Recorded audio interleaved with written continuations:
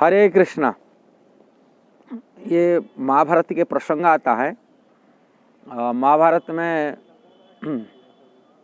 ऐसा प्रसंग है, युधिष्ठिर महाराज जो वनवास करते थे एक काम वन में, ये धर्मकुंड नाम से आज जगह वो जगह है जहाँ पर धर्मराज युधिष्ठिर महाराज 100 प्रश्न को उत्तर दिए थे। एक यक्ष जो बगुला के रूप में वहाँ था, बुखे पर बैठा था, उनको 100 प्रश्न को उत्तर दिए।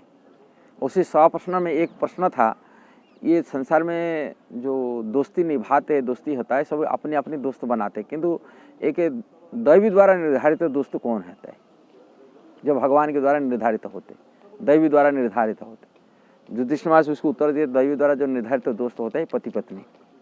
इसलिए ये संबंध पवित्र संबंध रूप में जीवन निभाते पति पत्नी मरने तक। किंतु आज समय, आधुनिक समय, ये पहले भी था, होगा।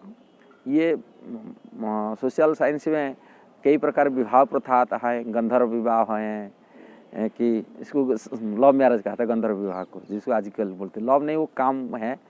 प्रभुपाद बोलते थे ये कोई संसार में लव नहीं होता है कि प्रेम नहीं होता। प्रेम तो भगवत प्रेम होता है, भगवान से संबंध जुड़ना होता है, कृष्ण के साथ में होता है, भगवान से संबंध होता है। किंतु ये संसार में जो लव मान कहा जाता है, ये सब काम है, केवल इंद्रिय वासना ही इसके मन आकर्षण है। कोई लव आकर्षण नहीं होता है, इंद्रिय की वासना के कारण से आकर्षण होता है। इसलिए इसको लस्ट मैरिज कहा जाता है, इसलिए गंधर्व विवाह। ऐसे कई विवाह जो होता है, जैसे शास्त्रों में लिखा है, जो अरेंज मैरिज करते हैं, कोई लव मैरिज करते हैं, कई कहते राक्षस विवाह कहा जाता है।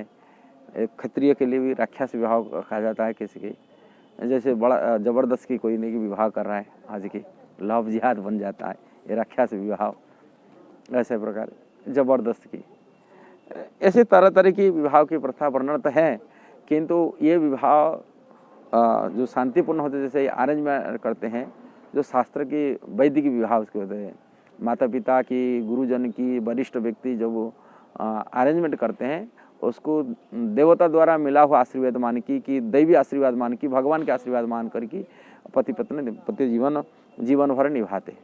किंतु ये जो लव मैरिज अपने चूज करते हैं, उसमें कई विडम्बना होता है, जिससे माता पिता नाराज होते हैं। इसलिए वीडियो बना रहा हूँ। माता पिता के असंतुष्ट के आशीर्वाद बिना वो विवाह में विच्छेद ज़्यादा आता है, जिसको तलाक आज कहते हैं कि विच्छेद, विवाह विच्छेद होता है, क्योंकि बिना आशीर्वाद में नहीं होता।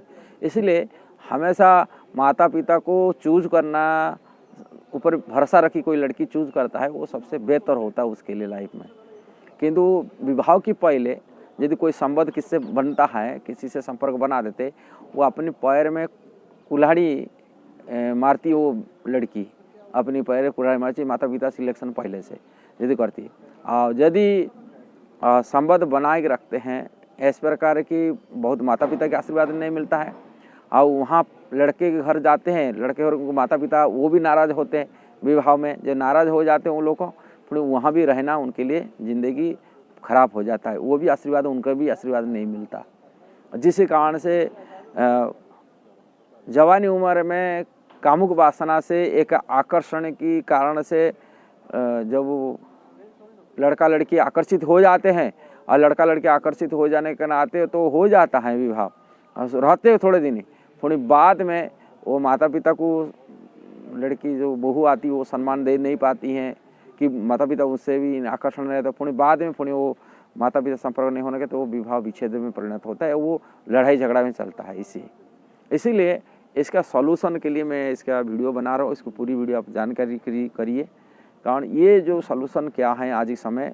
पहले तो पहले के हिसाब से देखना, वैदिक के हिसाब से हम माता पिता की परमिशन में कोई भी बेटी के लिए महत्वपूर्ण देता है।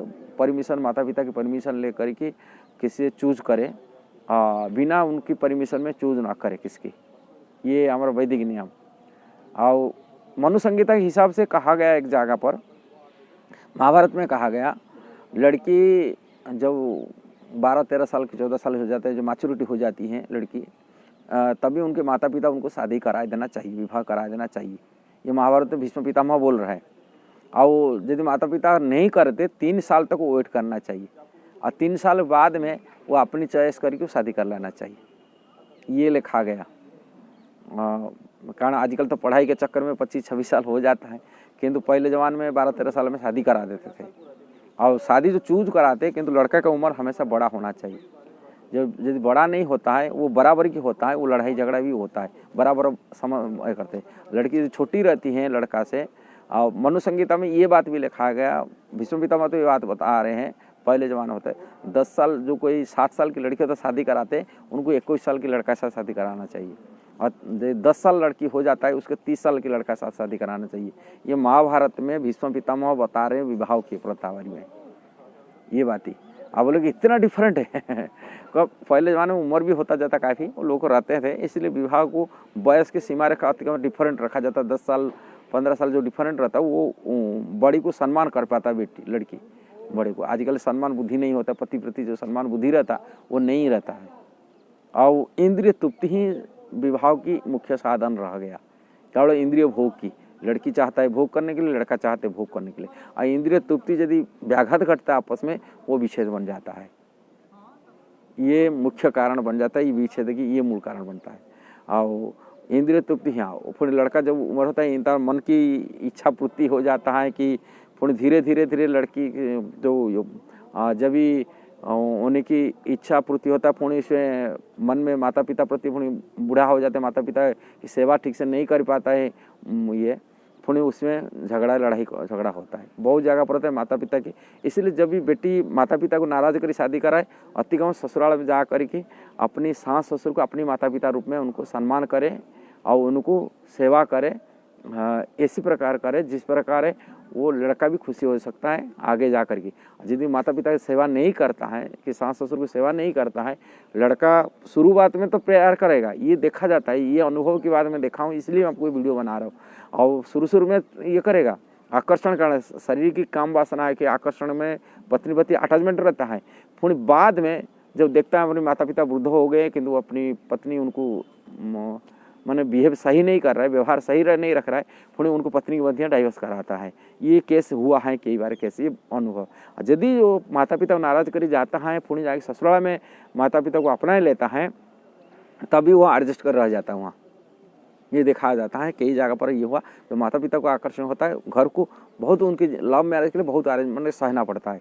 माने इधर माता पिता की सहना पड़ता है और सास ससुर को भी सहना पड़ता है। उसको सह करी यदि धैर्यपूर्वक सह जाता, अपनी लाइफ बन जाता, न लाइफ नहीं बन पाता है। ये देखा जाता है, ये बहुत जगह पर ये केस हुआ है।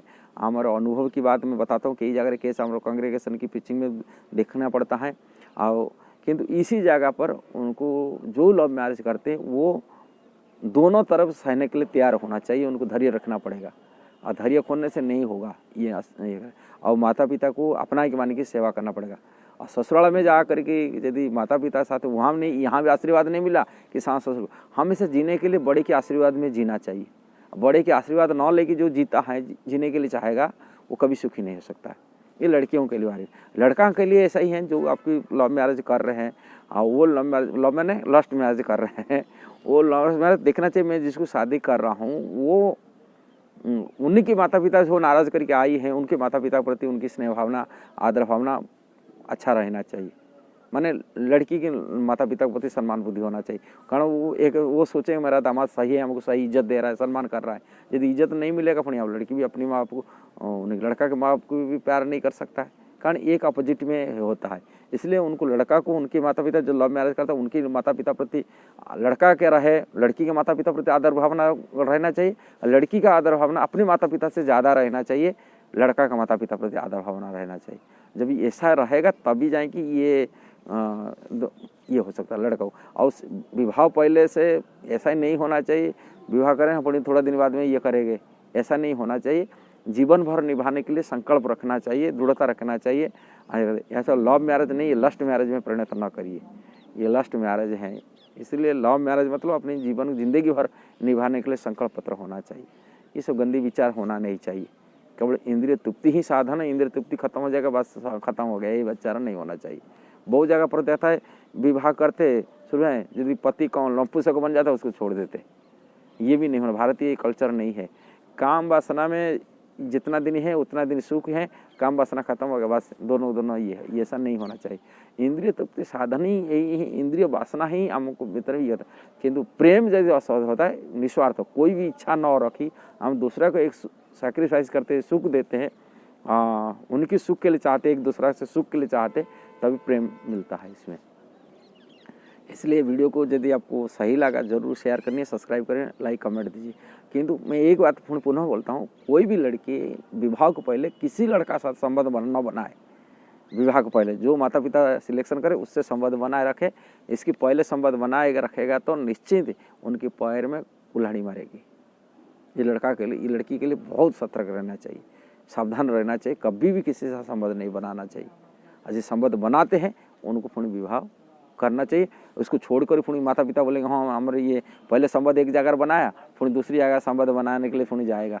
इससे क्या होता है, माने उसको जैसे वेश्यावृत्ति भावना आ जाता है, इसको कहा जाता है साफ भाषा में।